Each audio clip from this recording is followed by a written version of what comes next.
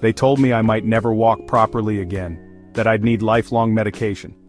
But I chose a different path, and today I'm living proof that natural recovery from stroke is possible. Let me tell you exactly what I did, step by step, without pills, surgeries, or extreme interventions. Just consistent habits, powerful foods, and a deep belief in the body's ability to heal. The wake-up call.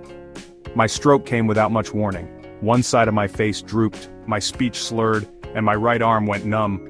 In the hospital I was stabilized, but doctors warned me, "You're going to need pills for the rest of your life." That sentence echoed in my head long after I was discharged. But I didn't want to be dependent. So I dove into research, connected with holistic neurologists, and rebuilt my life from the ground up. Step 1, anti-inflammatory diet. Food became my medicine.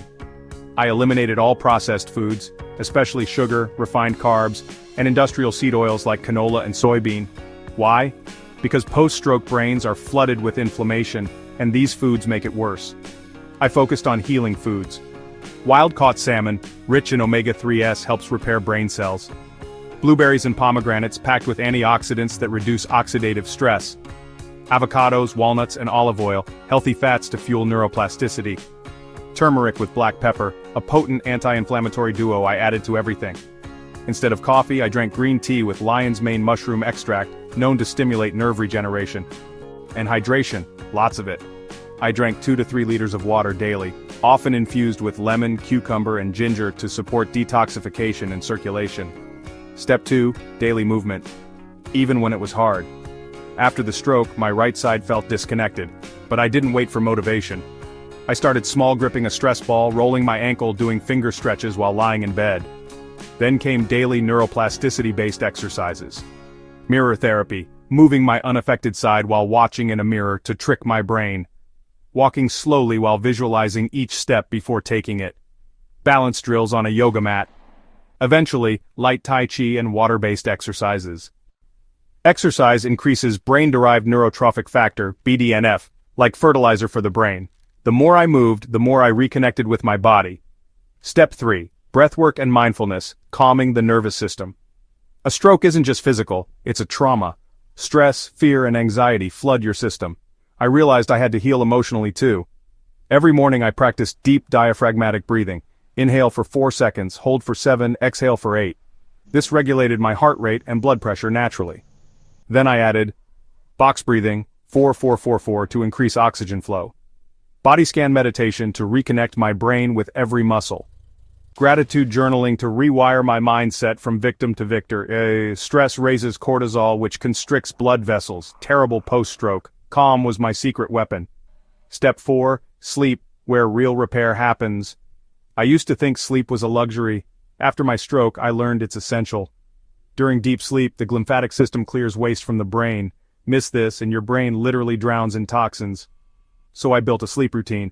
No screens after 8 p.m. Magnesium glycinate supplement with chamomile tea. Lavender oil on my pillow. Sleeping in a pitch-dark, cool room. My brain fog lifted within 2 weeks of prioritizing sleep. Step 5. Supplements that made a difference. Though I avoided pharmaceuticals, I embraced natural support. CoQ10 for mitochondrial energy in the brain. Lion's mane for nerve regeneration. Magnesium L-threonate, which crosses the blood-brain barrier. Vitamin D 3 plus K2, especially important since I was indoors recovering. I checked every supplement with a holistic practitioner. No guesswork. Step 6. Rewiring my brain with purpose. This part is rarely talked about, but having a reason to recover is powerful. I set small goals, walking to the mailbox, reading a chapter aloud, stirring soup with my right hand. Each tiny win released dopamine, and dopamine fuels motivation and healing. I visualized myself healthy daily, standing tall, speaking clearly, laughing with my family. Slowly but surely I made it real. Recovery doesn't end when you regain movement. For many stroke survivors, the real danger starts later. Silent killers like inflammation, oxidative stress, and emotional shutdown. These are the forces that can cause another stroke or stall your progress indefinitely. Here's how I tackled them head-on. Even though I had cleaned up my diet, I discovered some foods were still causing a low-grade immune response. So I did a short elimination diet, cutting out dairy, gluten, eggs, nightshades, and nuts for 30 days. then slowly reintroduce them one by one. The result? I realized that gluten and commercial dairy triggered brain fog and joint stiffness. To cool inflammation naturally, I added a tablespoon of ground flaxseed daily for omega-3s and fiber. Fresh ginger tea after meals to aid digestion and reduce gut-related inflammation.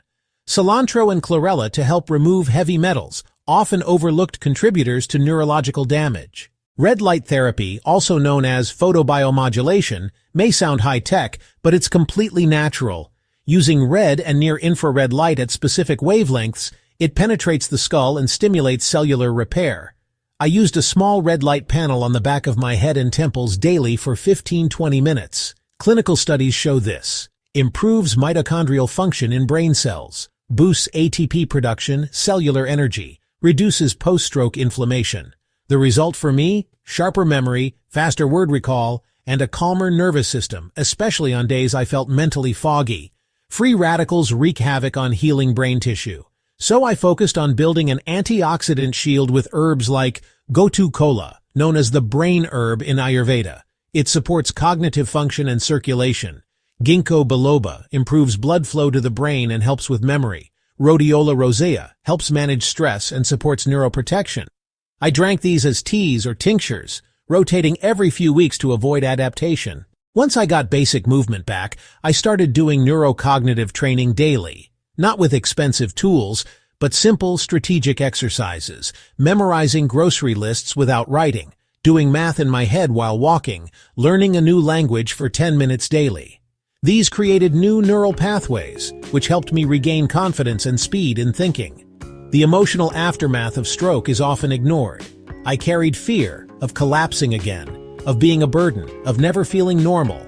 I had to release it. Here's what helped. Tapping, EFT on acupressure points while repeating affirmations. Somatic shaking, a gentle form of trauma release used to reset the nervous system. Crying without shame. I allowed emotions to rise instead of bottling them. Healing is not just about the brain, it's about your entire being. Physical, emotional, spiritual.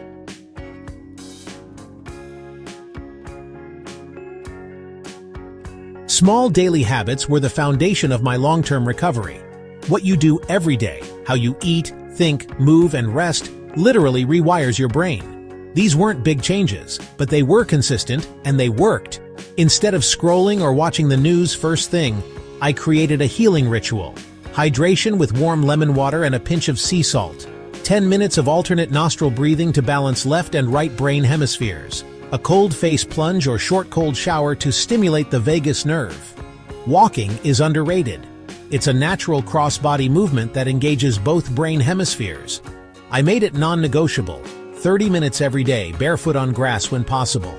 Sunlight exposure in the morning also helped reset my circadian rhythm and boost serotonin. Bonus, I practiced gratitude while walking, naming 3 things I was thankful for each day. This rewired my thinking from fear to empowerment. I decluttered and detoxed my environment, swapped synthetic air fresheners for essential oils like rosemary and frankincense, both brain supportive.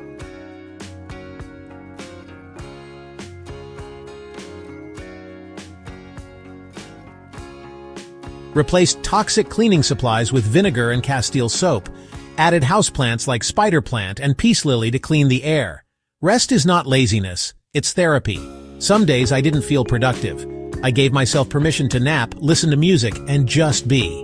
One practice I loved, listening to brainwave entrainment music, theta and delta waves, while lying down with my eyes closed. It helped reset my mood and energy in under 20 minutes.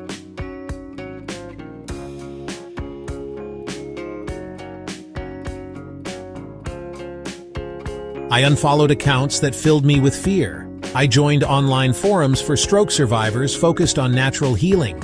I listened to podcasts by functional neurologists and brain health coaches, and I asked my family to speak words of encouragement daily.